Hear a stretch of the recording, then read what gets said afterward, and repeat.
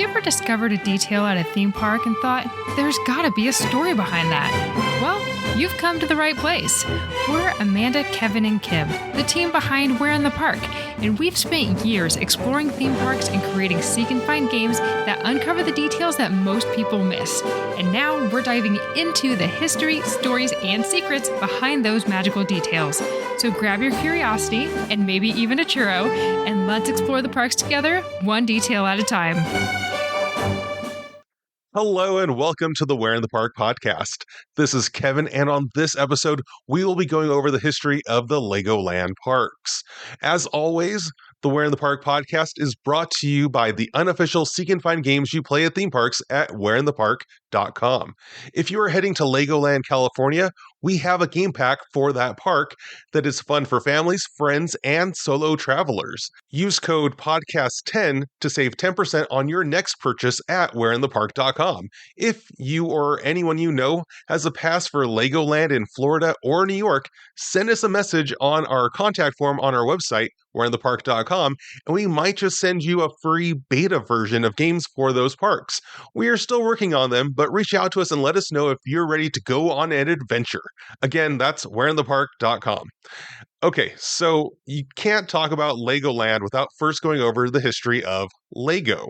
Before I get started, I do want to mention that much of this history is available at a page on lego.com about the LEGO group history, but we filled in some of the gaps using the book The LEGO Story, which is an authorized history of LEGO written by Jens Anderson in 2021, and also pulled in some articles for other details. You can find all of our sources and some photos of the things I'm talking about on our podcast blog by visiting our website and clicking the link in the navigation bar, or by typing in whereinthepark.com/podcast into your web browser.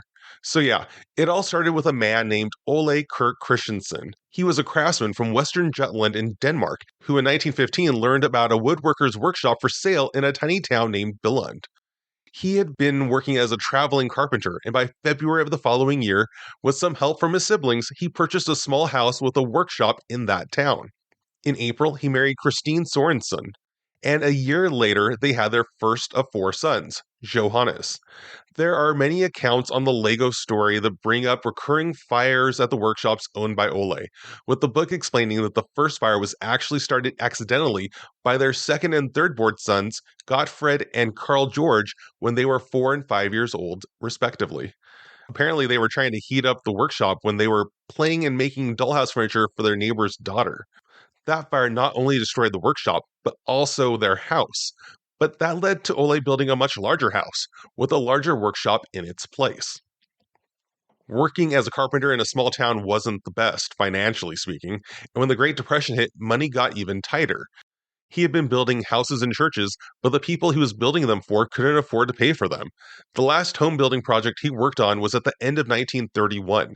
He decided to try to use his carpentry skills to make household items that he could sell for Christmas that year, including stepladders, stools, ironing boards, Christmas tree bases, and a few toy cars.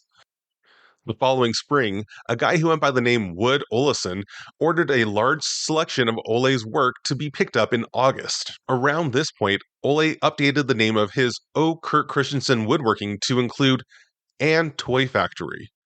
In 1932, a yo-yo craze hit Denmark, so they started making yo-yos by the thousands, while also creating toys and wooden items for Olesen's order.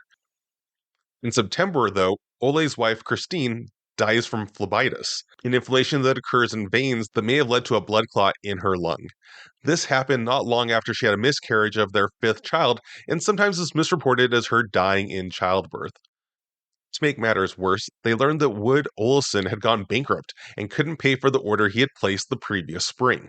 Ole ended up trying to sell the items and toys to various shops, but for the most part was just able to use them to barter for food for a Christmas dinner.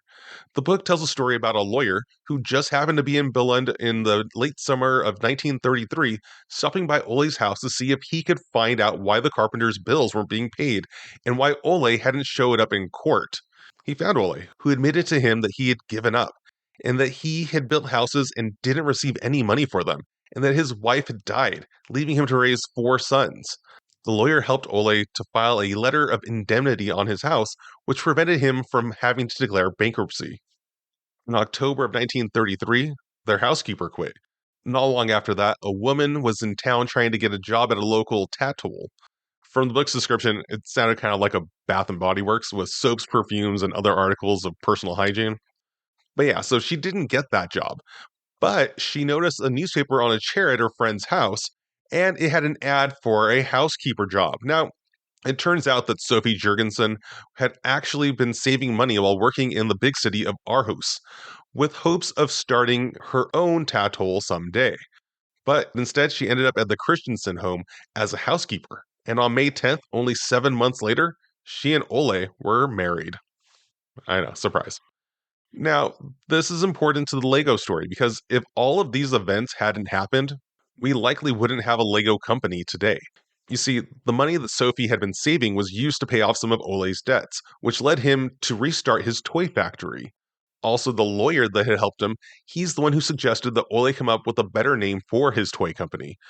In 1936, Ole had settled on a combination of the words leg and goat. It's spelled Leg and Godt. They're Danish words that mean play and well, which I guess was a common saying of play well. Makes sense for toys. So he created the portmanteau of Lego, Lego, that we all know. Most sources telling the story of Lego like to point out that Lego is also Latin for I gather or I assemble, and that Ole did not know Latin, and this was just a happy coincidence. Especially considering the fact that his toy factory was not creating building toys at this moment. In fact, it wouldn't be until 10 years later that the first plastic injection molding machine from Great Britain would be brought to Billund, where Ole quickly started creating plastic toys. It wasn't until 1949 that Ole started using that machine to create automatic binding bricks. Apparently, his sons didn't like them, but Ole went for it anyway. By 1953, they had rebranded as Lego Merston, with Merston just meaning bricks, and the name Lego started being molded onto every brick. A few years later, in 1956, Lego expanded beyond Denmark for the first time, with their toys being sold in Germany. 2 years later, in 1958, the Lego design we all know and love was patented. This is known as the stud and tube system. It was in 1960 that they really started exporting to countries outside of Denmark. Also, that year, the wooden toy warehouse burned down, ending Lego's legacy of making wooden toys while allowing the company to focus on plastic bricks. The following year, Ole's cousin, Dagny Holm, again, if I'm mispronouncing any of this Danish, please forgive me, I do not know this language. Dagny Holm, who had worked briefly for the company in the 1930s, returned to Lego after years of working as a sculptor. She brought some imagination to Lego and worked hard as a model builder. By 1963, Lego sets were finally being sold with instructions of step-by-step model building. In 1974, the Billund airport opened on November 1st, with Kai Lindberg, a Danish actor and politician, as well as several mayors and other political figures arriving from Copenhagen, being given a tour of the Lego factory while they are in town, followed by a presentation of a, quote, family park based on Lego bricks. And that brings us to the first LEGOLAND park, which opened in Billund, Denmark on June 7th, 1968. Now, today this is a full-size theme park, but at the time it was just an expansion of their factory tour, so guests had something else to do. There's a webpage about the first LEGOLAND park at lego.com that tells the story of how Godfred Kirk Christiansen, Ole's son, was in charge of the company at the time, and his cousin, Dagny Holm, who I had mentioned joined the company in 1961, led to the creation of buildings, castles, figures, animals, and more. This resulted in the creation of an exhibition of finished models for guests to view while they were visiting the Lego factory. And by the mid-1960s, they were entertaining 20,000 visitors a year. So yeah, the tour and exhibition were becoming more and more popular, so they expanded. This might sound familiar if you listened to our June 6, 2025 episode about how Knott's Berry Place became Knott's Berry Farm.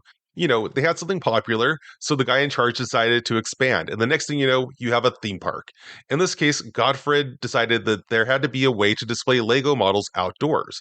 It turns out he had noticed some great window displays at a shop in Copenhagen, not far from Tivoli Gardens, and he ended up hiring Arnold Buttrup, the chief designer at that department store, to design a real, quote, Lego land.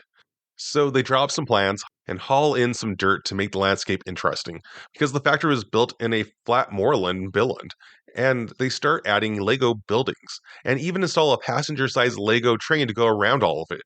When the park first opened, that was all that was there, plus Seat Traffic School, an attraction similar to Disney's Autopia. The Seat brand is actually still around. It's a Spanish car company, which in 1968 was owned by the Spanish government, but has been a fully owned subsidiary of Volkswagen since 1986. Meanwhile, in 1969, Lego Duplo bricks, which are twice the size of normal bricks, launched globally for smaller children. Interestingly, a land dedicated to younger children wouldn't be added to Legoland until 1980, when they added Fabuland, which was named after another line of Lego products aimed at younger children, which had been released in Europe in 1979. Lego Fabuland products were only available in the USA in 1983, while they continued to be available in Europe until 1989. But I'm skipping ahead. Back in 1974, LEGO released Set 200, which was the first LEGO set to include yellow-skinned human characters, with this box having pieces to construct 5 family members. The set was popular, but the characters were deemed too large to be played with other LEGO sets. Then, a year later, a precursor to minifigures was introduced. They were sometimes referred to as LEGOLAND figures, or simply stiffs. They resembled the later minifigures with the same general dimensions, but they lacked articulated limbs, and their heads, though a similar shape and color, also yellow, they didn't have faces printed on them. In 1977, LEGO Technic sets were launched, which is a line aimed at older children. In 1978, there are 2 big developments that kind of go hand in hand. Jens Nygaard Knudsen redesigns the Legoland figures into the articulated minifigures that we know today. And Ole Kirk Christiansen, one of Ole's grandsons, develops system within the system for Lego sets, which leads to new themes like castle, space, and town. The first set of this new system within a system includes the first minifigure, a police officer in set 600, Police Patrol. It wouldn't be released in North America until 1981 as set 6600. The first LEGO store, not including the gift shop at Legoland Billund, was named the LEGO Center, and it opened in Sydney, Australia in 1984. From archival photos and videos, it seemed like it was part LEGO Discovery Center as well as a store, but it would close sometime in the early 1990s. The next big leap in LEGO theming occurred in 1989 with the release of LEGO Pirates. These sets included the first minifigures with unique facial features. In 1991, Kjeld created a special limited company named LEGO World AS. AS is just the Denmark abbreviation for a Danish word similar in meaning to an LLC, or limited liability company, here in the US. But yeah, he created this company to start designing new Legoland parks around the world, but did not include Legoland in the name to prevent his father Gottfred from noticing it. After Gottfred's death in July of 1995, the name was changed to Legoland Development AS. But that was after Legoland Windsor had already been built, so Gottfred found out about Kjeld's plans before his passing and reportedly approved of the plan. But I am skipping ahead again. Back in 1992, another LEGO store opens, this time at the Mall of America in Bloomington, Minnesota. Another LEGO store will open 5 years later at Downtown Disney, now known as Disney Springs, at the Walt Disney World Resort in Florida in 1997. Back in 1993, though, the first classic green LEGO Castle Dragon was released, appearing in the Dragon Master subset, or Dragon Knights if you lived outside of North America, that were released in August of that year. It was available in Fire Breathing Fortress, that's set 6082, Dark Dragon's Den 6076, and Dragon Wagon 6056. In the UK, the dragon was given the name Ogwyn, but everywhere else it was just a generic dragon. The first roller coaster themed to the castle set and that dragon was opened in 1997 in Billund. Today, a version of this coaster is found at every Legoland park in the world. In 1995, the Christiansen family formed Kirkby, a holding and investment company whose name is just a combination of the common Kirk middle name in the family and B for Billund, the town where LEGO started. Today, Kirkby owns 75% of the LEGO group, with the LEGO Foundation, their charitable arm, owning the other 25%. Legoland Windsor, that I mentioned earlier, opened on March 17, 1996. It was built on the former Windsor Safari Park, which had been at the location from 1969 until 1992. Now, just a little bit of housekeeping here. I want to point out how the evolution of Legoland Billund affected the development of Legoland Windsor. Like I had said earlier, when the Billund location first opened, it was just a park with Lego buildings surrounded by a passenger train and one Autopia-inspired car ride for children. Now, this isn't exactly what we might picture in our heads when we think theme park. But over the years, the original Legoland area became Miniland, with Lego Safari and mini boats added in the 1970s. In 1973, Lego Rado Town opened, and it was kind of their version of Disneyland's Frontierland, and it's also where they installed their first roller coaster, Timber Ride, in 1978. Like I mentioned earlier, Fabuland opened in 1980, but it wasn't until over a decade later in 1991 that they opened Pirate Land, with a pirate boats indoor/outdoor dark ride. Okay, they continue to add on to the original location, but I want to put a pin in it right here because this takes us to the opening of that Windsor location. When that park opened, it had its own Miniland, just like every Legoland park that is opened, plus Duplo Gardens, driving school, boat school, Fairy Tale Brook, and Pirate Falls. Designs for converting the former safari park into Legoland began in 1992, with the animals being transferred to other locations through 1993. Construction began in 1994, and Miniland started being installed in 1995.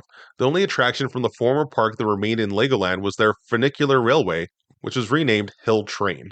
If you're ever in the Southern California area, the Magic Mover at Six Flags Magic Mountain, as well as Angel's Flight in downtown LA, are both examples of funiculars. There used to be one at Universal Studios Hollywood, but I'm just rambling now. The Windsor Park was the first Legoland to start off with a land named The Beginning, with its own version of The Big Shop. This will be repeated in future parks. The Hill Train would take you from The Beginning down to Wild Woods, a land with Gold Wash, the Rat Trap, and Pirate Falls. Next to Wildwoods was a circus show in the My Town land of the park, which, if you continued on, would take you to Lego Traffic, a land with boating school, driving school, and L School. Apparently, L stands for learner, but it's usually understood as meaning it's for little ones. Next was Duplo Gardens, with Fairy Tale Brook and a Duplo train, Playtown, and Waterworks, and Whirlybirds. And well, many of those are still in the park in one form or another, even if they may have been updated or had their names changed a little. Rounding it all off, back near the park entrance, you can find Miniland, and finally, there is Imagination Center, which is where you can find Bricktopia today. So yeah, obviously the park has been updated quite a bit since 1996, but let's move on. In 1998, LEGO and MIT Media Lab collaborate to launch LEGO Mindstorms. The next year, LEGOLAND California opens on March 20th, 1999. LEGOLAND California was announced in the early 1990s, with an LA Times article from November 29, 1993 explaining that the plans for the park at the time was to spend $100 million to convert a former tomato and flower field into a 43-acre park in Carlsbad, California, that wouldn't have any thrill attractions.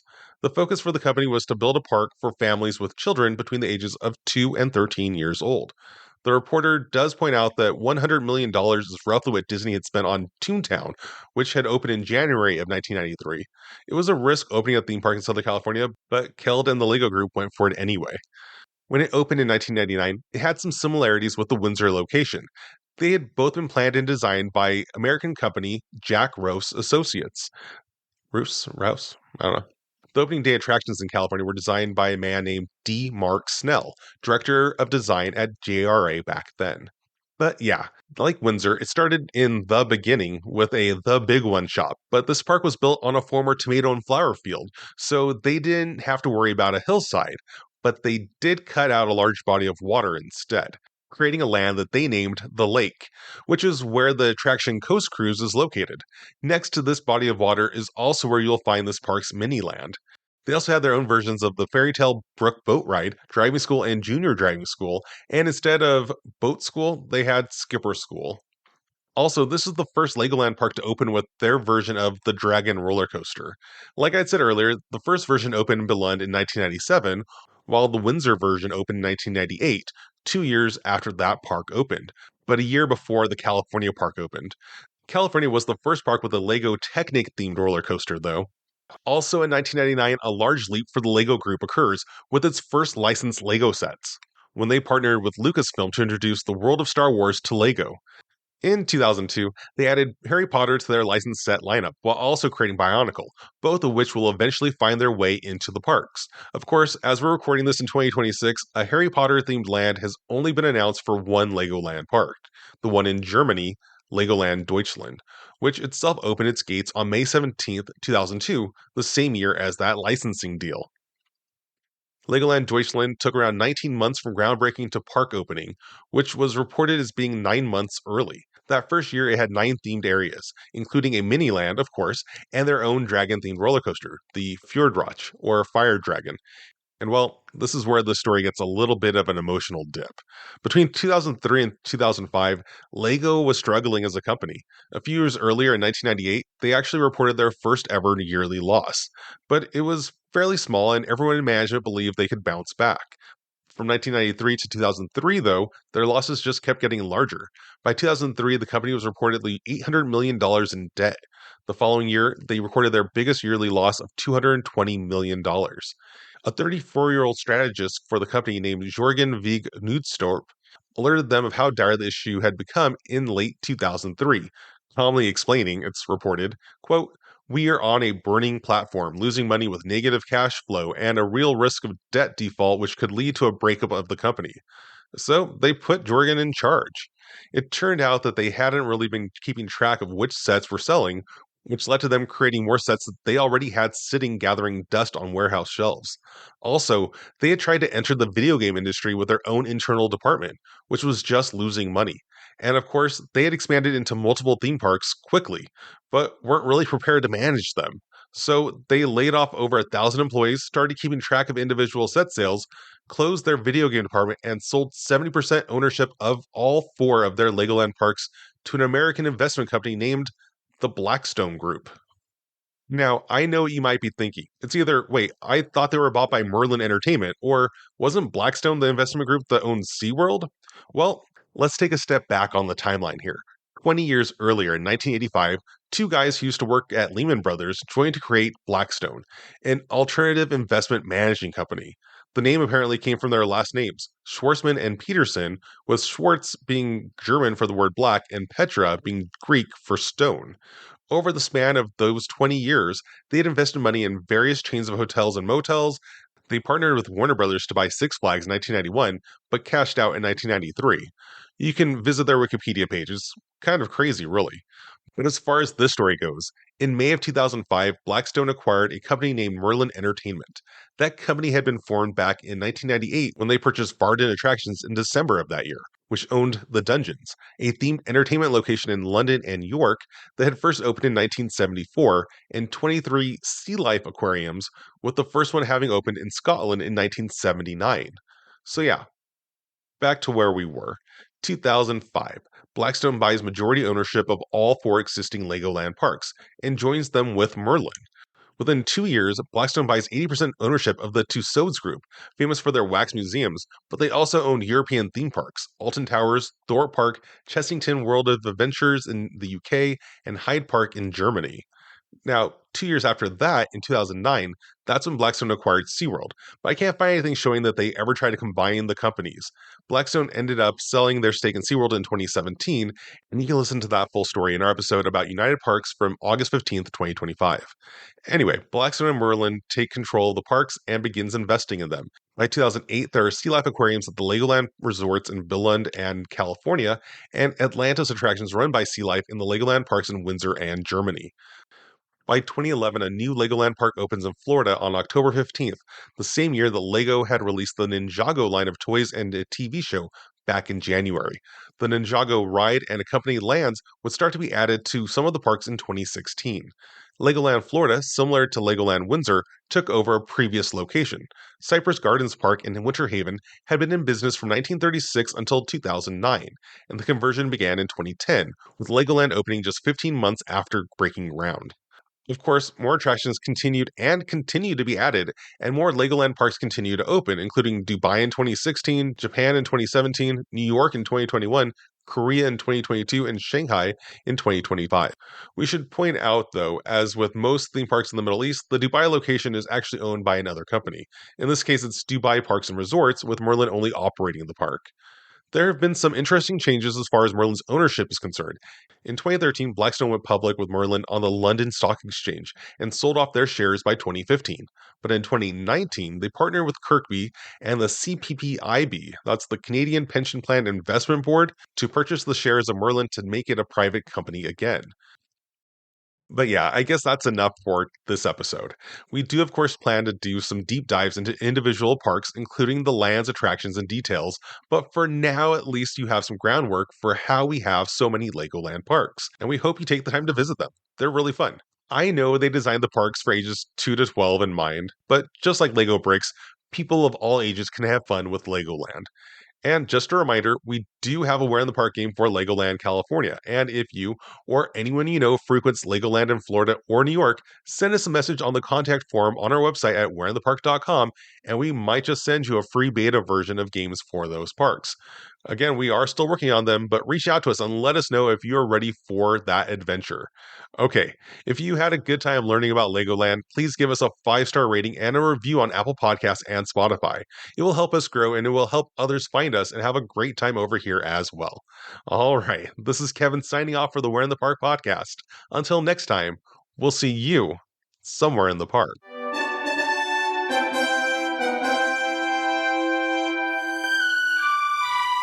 Thanks for exploring with us today. If you're ready to take your park experience to the next level, check out Where in the Park Games. They're self-paced, seek-and-find adventures designed for you to experience the park in a whole new way. Whether you're visiting for a birthday, a family gathering, date night, or even a solo trip, you'll be searching up high and down low for the details found in the park's theming. Get ready to discover a deeper appreciation for your favorite theme park with a Where in the Park game and take 10% off your next adventure by using code PODCAST10. Which park will you explore next? Until then, we'll see you somewhere in the park.